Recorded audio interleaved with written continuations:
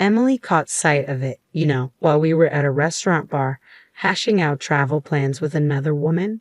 Oh, I could see the realization dawning on her face. Yet even when confronted with evidence of his infidelity, my husband Donald refused to drop his defiant demeanor. In an instant, the foundation we'd meticulously built over 15 years crumbled. In this modern era, I found myself relegated to the role of a full-time homemaker, residing with his parents just as we had done year after year.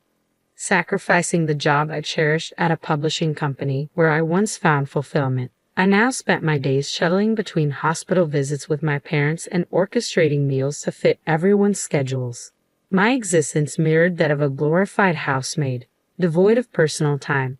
The only sanctuary I could claim was within the confines of our bedroom.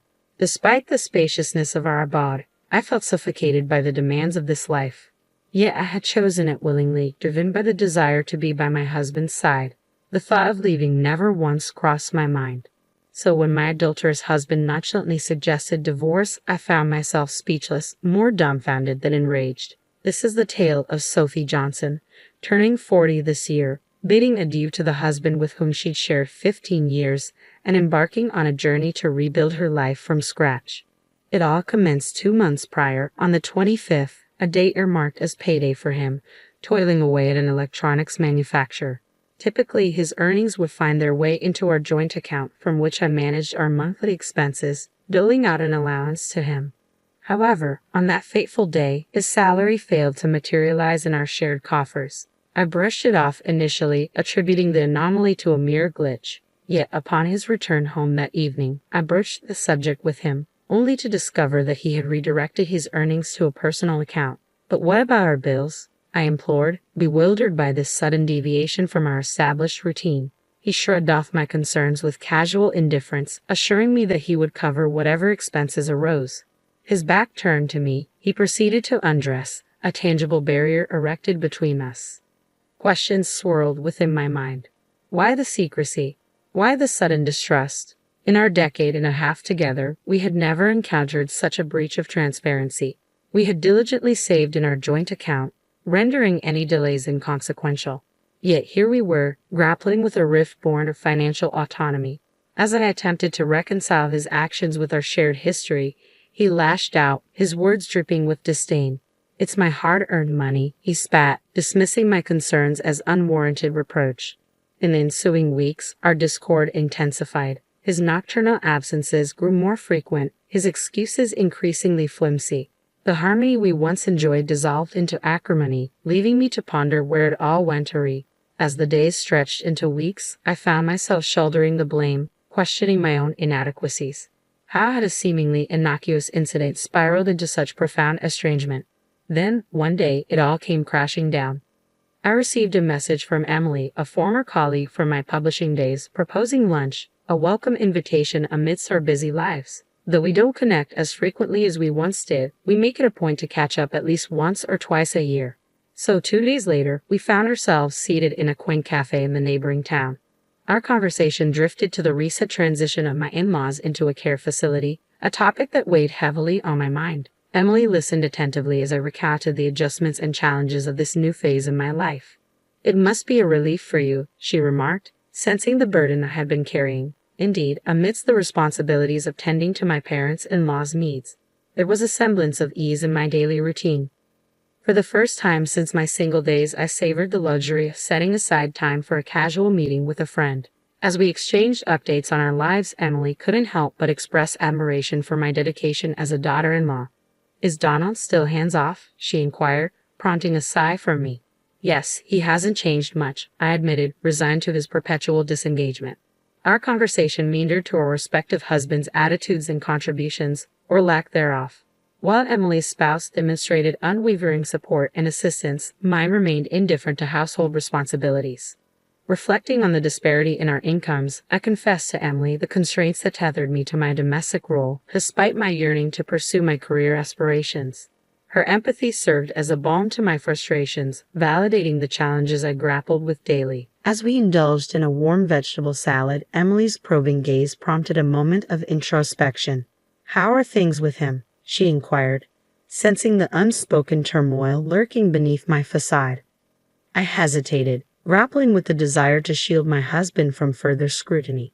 With a forced smile, I glossed over the recent discord, unwilling to cast him in a negative light. Midway through serving the salad, Emily paused, her expression a mix of concern and understanding. "I'm sorry," she murmured softly, sensing the weight of my unspoken words.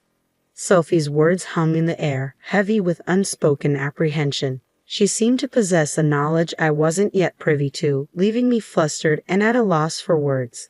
With a solemn expression, she recounted an encounter from a few days prior. An innocent visit to a dining bar near her office had unraveled into a startling revelation. As she made her way to the restroom, she crossed paths with a figure I recognized all too well, my husband. His casual demeanor raised suspicions, prompting Sophie to discreetly observe his interactions. What she witnessed shattered the facade of our marriage, a clandestine rendezvous with a woman who bore no resemblance to me. The intimacy of their exchange, their bodies leaning in close, served as irrefutable evidence of his betrayal. I couldn't reconcile this standing portrait with the man I thought I knew. Despite our recent discord, infidelity seemed inconceivable. Yet Sophie's account painted a damning picture, one I couldn't ignore. Attempting to cling to denial, I prayed for a logical explanation, perhaps a misunderstanding, a misinterpretation of innocent intentions. But as I returned home, the absence of his favorite garments served as a haunting confirmation of Sophie's suspicions. His once beloved shirts, meticulously cared for and prominently displayed, were conspicuously absent, leaving behind a void I couldn't ignore. With a heavy heart, I confronted him, grasping at straws in a desperate bid for reassurance. His response was measured, his gaze fixed on the flickering screen before him, betraying no hint of guilt or remorse. As I stood before him, grappling with the harsh reality of his deceit, an email notification pierced the silence. It was from Sophie, a cruel confirmation of her findings. A reservation at a Malibu hotel, complete with a lavish dinner, a stark testament to his infidelity. In that moment, the ground shifted beneath me, the world I knew crumbling into shards of betrayal and shattered trust. Despite the lingering embers of hope, I couldn't deny the truth staring me in the face. My husband's deception, once concealed in the shadows, now laid bare before me, a painful truth I could no longer ignore. As I placed his drink on the table, I posed the question that had been gnawing at me, hoping for some semblance of reassurance. His response, though seemingly innocuous, carried a weight of unease. For the past month, since that fateful payday, his demeanor had grown increasingly distant. Yet now, as I inquired about his missing shirt, he met my gaze head-on, an unusual display of engagement amidst his recent aloofness. My search for the elusive garment yielded no results, leaving me no closer to deciphering his enigmatic response. His nonchalant dismissal only fueled my suspicions, igniting a familiar sense of unease that simmered beneath the surface. "Off for a long weekend, aren't you?" I ventured, unable to shake the nagging doubt that plagued my thoughts. His vague response only deepened my skepticism, casting doubt on the veracity of his words. As memories of Emily's ominous warning resurfaced, the pieces of the troubling puzzle began to coalesce. The mention of Malibu, the allure of a prime-grade steak, all too familiar now, like the echoes of a foretold prophecy. Before I could censor myself, the words spilled from my lips, a culmination of mounting frustration and betrayal. His reaction, a fleeting glimpse of the man I once knew, dissolved into a mask of wariness and resentment. In the ensuing silence, punctuated only by the hum of the computer, I found myself engulfed in a maelstrom of emotions. His accusatory gaze bore into me, a reflection of the simmering tension that lingered between us. Rummaging through a room in a desperate bid for answers, I grappled with the painful realization that some truths were too painful to confront. Despite my efforts, the evidence remained elusive, flipping through my fingers like grains of sand. As his words hung heavy in the air, I couldn't help but wonder, what else lay hidden, leaving me grappling with the stark reality unfolding before me. In moments like these, I expected him to stumble over his words, to offer feeble excuses in a futile attempt to salvage what remained of our fractured trust. But instead, his response was callous, his demeanor unyielding as he met my disbelief with defiant silence. "What's the point?" he retorted, his words laced with contempt, leaving me reeling in disbelief. As he hurled accusations my way, I felt the weight of his words like a physical blow, my head throbbing with the strain of it all. And then, with chilling indifference, he uttered those damning words. I'm okay with getting a divorce. In an instant, the facade of our marriage crumbled, leaving behind a bitter taste of betrayal. From that day forward, he treated me with a cold indifference, his indifference a cruel reminder of the chasm that had formed between us. As he brazenly communicated with his paramour in my presence, I couldn't help but wonder, was this the man I had devoted myself to for the past 15 years? As the long weekend approached, I found myself thrust into a world of deceit and betrayal, bearing witness to his infidelity in silence. Emily, my steadfast confidant, urged me to gather evidence of his transgressions, her fury mirroring my own. Together, we watched as he lavished attention upon his mistress, a vision of youth and ire. With each tender caress, each whispered promise, my heart shattered anew, the realization of his betrayal cutting deeper than I ever thought possible. As Emily captured the damning evidence on film, I couldn't help but wonder, was this the man I had pledged my life to? The truth, once concealed beneath layers of denial, now lay bare before me, leaving me to grapple with the harsh reality of his deceit. I left promptly, my heart heavy with each step as I trailed behind them, capturing their every move with my phone camera. From the moment he picked her up outside her apartment to their leisurely stroll arm in arm along Monterey Bay, I documented their every interaction, each click of the shutter accompanied by a pang of sadness. Despite the ache in my chest, I couldn't bring myself to shed a tear. Instead, I found myself transfixed by the sight of his joyful expression, a stark contrast to the turmoil raging within me. This was my day, a day tainted by betrayal and heartache. As they disappeared into the hotel, I grappled with a flood of emotions. Was this all a waste? Had I squandered 15 years of my life on a lie? If only I had known, if only I had the strength to walk away sooner. But hindsight offered little solace as I faced the harsh reality of my crumbling marriage. In the silence that followed, Emily's voice cut through the turmoil, her sudden energy a stark contrast to my despair. With each call she made, each meticulous arrangement she orchestrated, I felt a glimmer of hope amidst the chaos. Within hours, my life was packed into cardboard boxes, the familiar surroundings of our home transformed into a blur of activity. Emily's efficiency was nothing short of astounding as she coordinated every detail with precision. As we settled into her temporary abode, I couldn't help but marvel at her resourcefulness. From arranging legal counsel to overseeing the logistics of our move, she spared no effort in ensuring my well-being. Yet, as the reality of my situation sank in, a sense of unease lingered. The cost of this upheaval, both financial and emotional, weighed heavily on my mind. Despite Emily's assurances, I couldn't shake the fear of what lay ahead. But as I glanced around the half-empty room, a flicker of determination ignited within me. Whatever the cost, whatever the challenges that lay ahead, I was resolved to reclaim my life. With Emily by my side, I took solace in the knowledge that I wasn't facing this journey alone.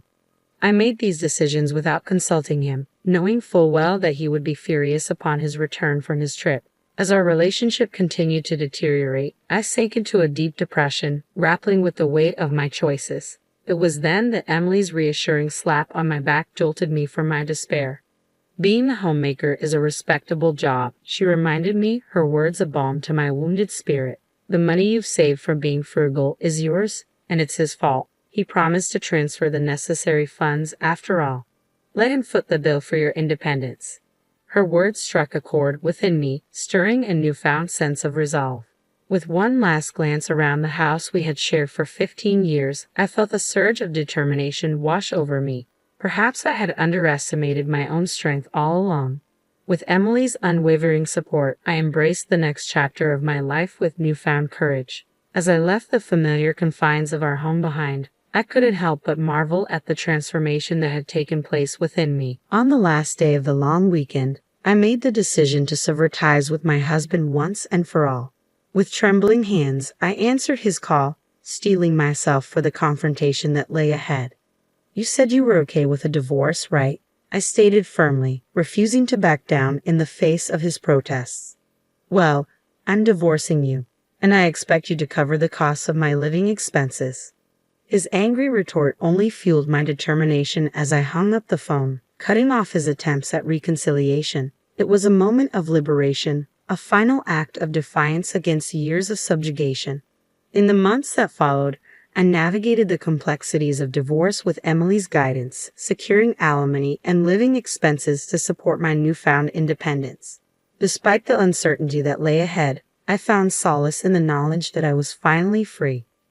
With Emily's encouragement, I embraced a new career as a writer, drawing upon my years of experience as a homemaker to share my insights with others. It was a fresh start, a chance to reclaim my identity and forge a path of my own. Yet amidst the flurry of new beginnings, a surprising phone call from my mother-in-law offered an unexpected sense of closure. Her words of gratitude and acceptance reaffirmed my belief that those 15 years were not wasted, that every hardship had led me to this moment of liberation. As I wiped away tears of gratitude, I embraced the newfound sense of peace that washed over me. It was a testament to the resilience of the human spirit, a reminder that even in the darkest of times, there is always hope for a brighter tomorrow.